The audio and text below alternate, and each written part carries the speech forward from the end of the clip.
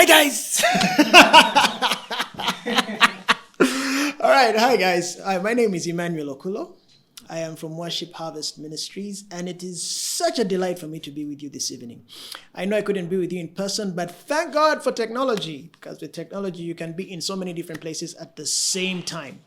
So I'm grateful to have this opportunity to talk to you guys about money. And I wish that at your age, somebody had sat me down and had this conversation with me about money, because there's so many mistakes that I have made, and those mistakes wouldn't have been there had somebody had the opportunity to sit me down and have this conversation with me that I'm having with you. I know it's not a dialogue because I'm not talking and then you're talking back, but I hope that in these next few minutes I should be able to dispose and give you some tips, some wisdom on money that could change your future and even change your present. Okay, I will start this off by saying, when you look back at your history, the way that you handle money today is a result of your past. All of us have certain attitudes or beliefs about money. I mean, we hear people talk about rich people, and it has affected the way we interact with money. For some people, you've been told that if you're rich, you must have been a thug. You've gone underwater to look for money. You've done something illegal to get that money. Rich people are proud. Rich people are stinking rich. They are filthy rich. There's all this negativity that is associated with wealth, and that has affected even your outlook on how you deal with money today. For instance, I'll give you an example. If you believe that rich people are thugs, and you believe that a thug is a person not to associate with, subconsciously you will do everything to stop yourself from being a thug, including getting rich. You'll find that you are fighting yourself and you're fighting wealth reflexes so that you stay broke, because that is the blueprint that has been embedded in your system concerning money. So all of us have what we call a financial thermostat. I'm sure thermostat is not a new word that you've come across. There are thermostats in all sorts of appliances in our houses. Our air conditioning runs on a thermostat. Your flat iron runs on a thermostat. What else runs on a thermostat? Think of any examples. Basically, what a thermostat does is that it fixes the temperature within a room or the temperature of an appliance. And with that set temperature, the thermostat is able to turn off or turn on the heating or cooling system of that particular machine to maintain the temperature at a certain level. For example, if we had an air conditioner in this room and we set the thermostat on that air conditioner to give us a running temperature of 18 degrees centigrade, it's going to blow cold air into this room until it achieves 18 degrees centigrade. And if the cold air keeps coming and the temperature drops below 18 degrees centigrade, the thermometer in the AC will detect the temperature and it will switch off the AC so that no more cold air is blown until the temperature rises up to 18. Similarly, if the temperature goes above 18 degrees centigrade, it will blow more air until the temperature comes back down to 18 so that the temperature is maintained relatively constant at 18 degrees centigrade. And we also have a financial thermostat in our system. There's levels of money that you are comfortable with having, such that if you get more money than that money that you are comfortable with having, you're going to increase your spending until the amount of money you have on your account drops to that level that you're comfortable with. And such that if the money in your account drops below that level on your financial thermostat, you're going to work hard, make deals, offer your services to people so that you can be able to raise the amount of money to the level you are comfortable with. And different people are comfortable with different levels. There are some who are comfortable with having 100,000 shillings on their account. If you have 100,000 shillings, you're okay. If for one reason or another somebody drops 6 million on your account, you will spend that 6 million so fast until you're able to drop it down to 100,000. Then you are comfortable again. If you lose the 100,000 and you have nothing, you're going to borrow, you're going to make deals, you're going to get creative so that you can raise your finances back to the 100,000. That is true for each and every one of us. We all have a thermostat, and these thermostats are determined by our history. What our parents said about money, how our parents handled money, how our friends dealt with money, and influenced our characteristics and how we handle money today.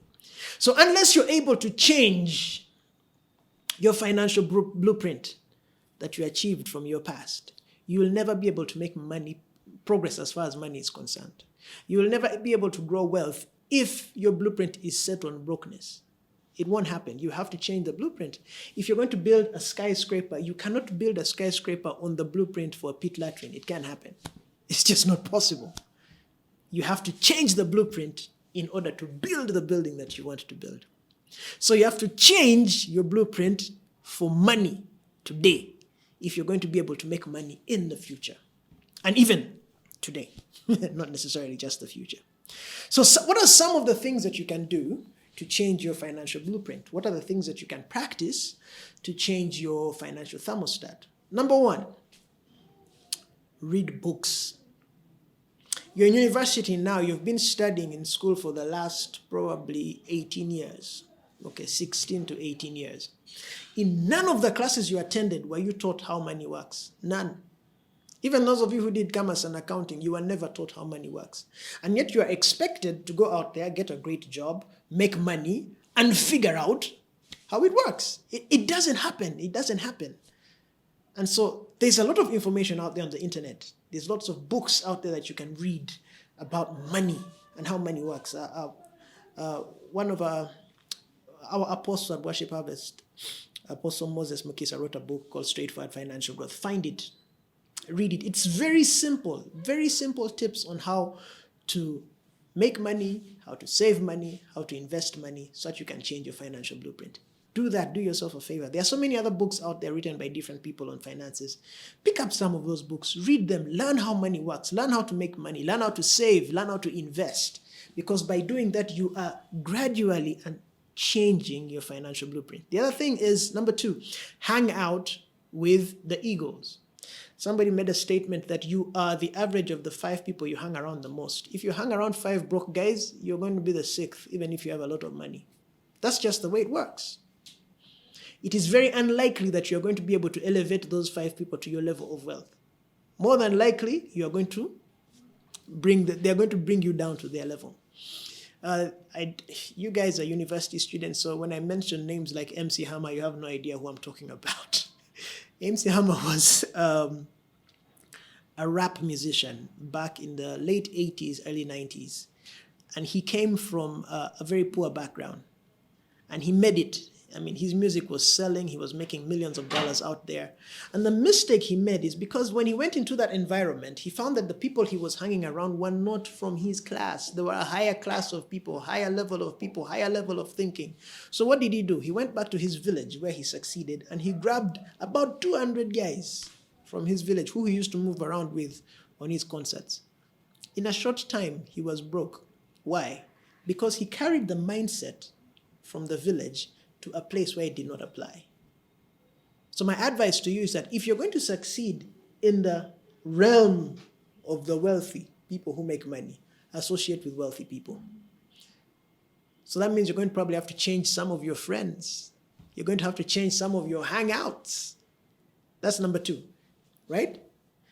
So with the egos. Number 3, get into wealthy environments. Take yourself to a place that speaks wealth to you. Once in a while, go to a restaurant and do not look at the price of the food.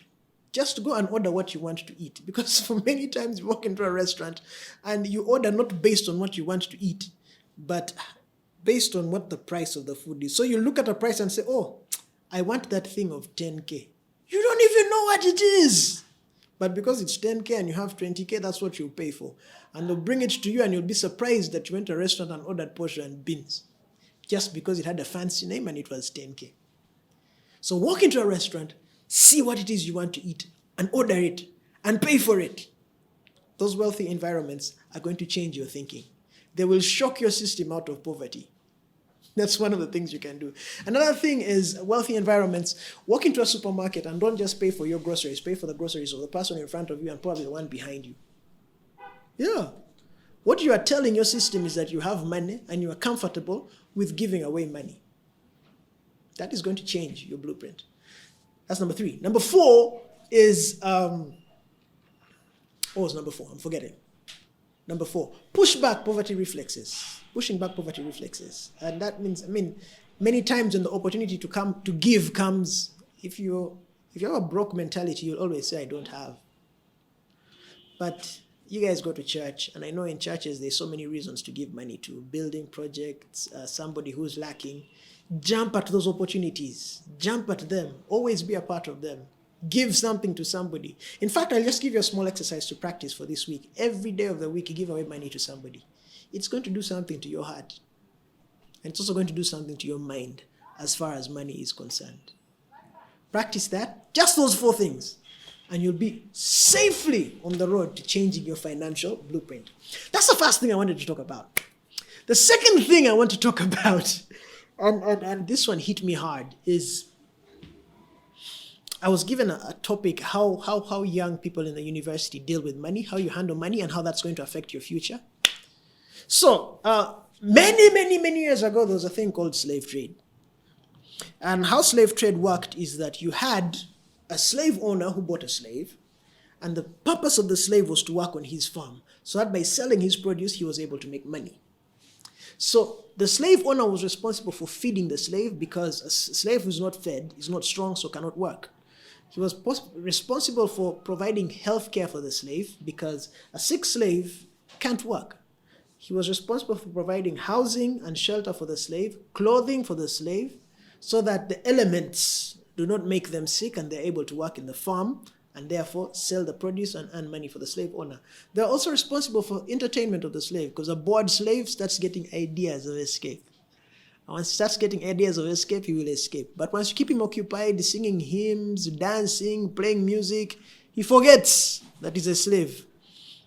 And he will stay in and work. And he used to pay, the slave owner was responsible for paying for all those services for the slave and for providing them. Slave trade was abolished. And everybody said, yay, no more slavery, we is free. But are we? Are we free? I don't know how many of you have a job right now, a side hustle as you go through university. But I want you to think about the job that you have. Okay? I'm just going to use an example of a corporate Ugandan. He has just finished university, got his first job, working probably at MTN, and he's paid 1 million shillings a month. Somebody say 1 million shillings. I didn't hear you. Yes, 1 million shillings. Net, take home. But you can ask him a question, how much money do you make? And he'll tell you 1 million shillings. But let's analyze that 1 million shillings very carefully. If he's a good Christian, like the guys who are watching this video right now, you're going to remove 10% and take it to God. That is tithe. All right? 10% of 1 million shillings is 100,000. So 100,000 is gone to God. You're left with 900,000. Well, you still paid 1 million shillings? I don't know. Now let's analyze the 900,000 that's left. Okay? So he has to pay rent for his house. Okay? Corporate world, trying to be posh, he's probably going to be paying around 350,000 Uganda shillings for his rent per month. So if you move 350,000 from 900, what do you get?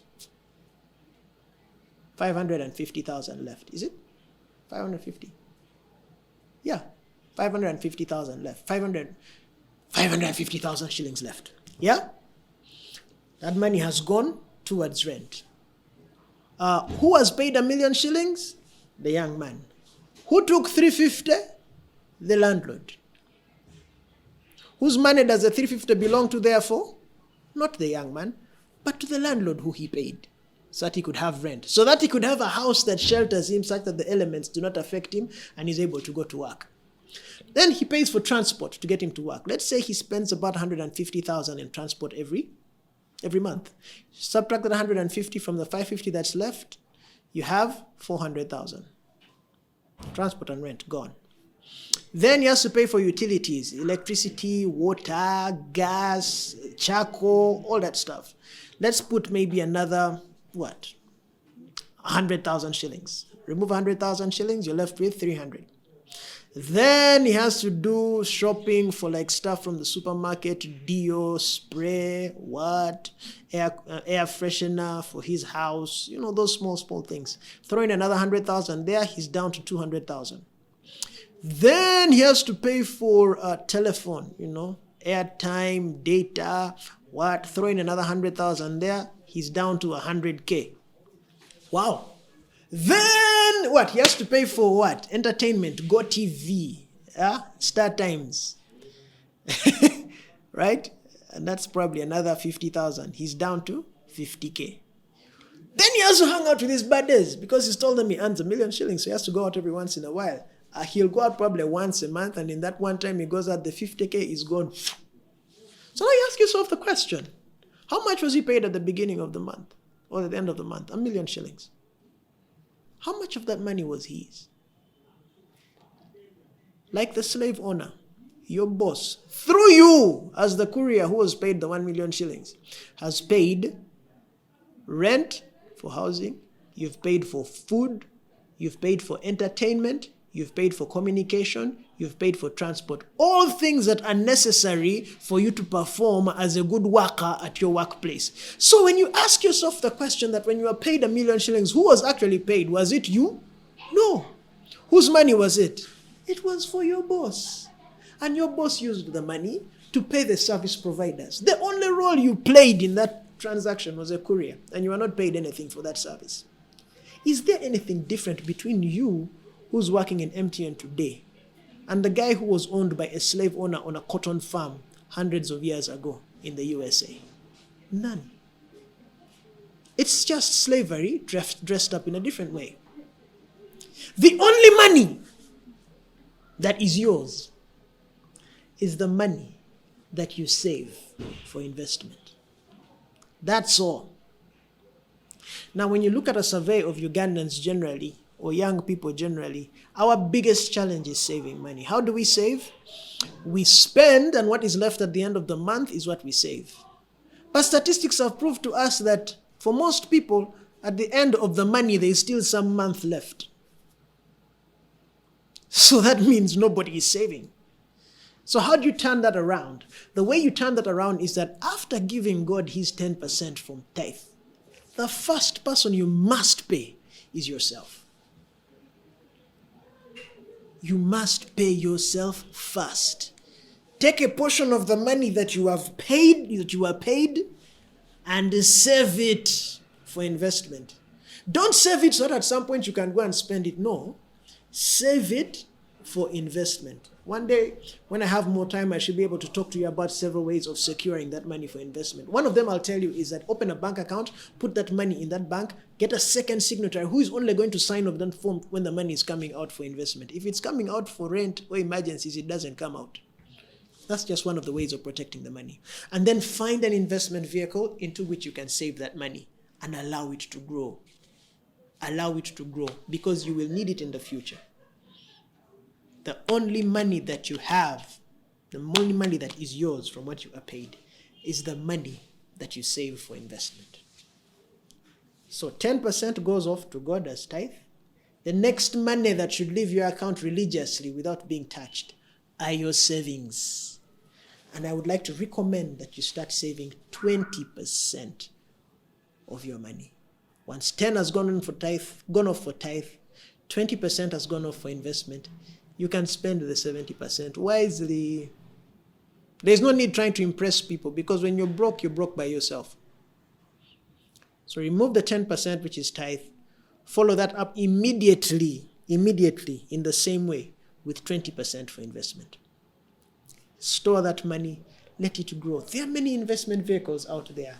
Ask questions. That's why I said read books. I will end this by telling you a bit of our story.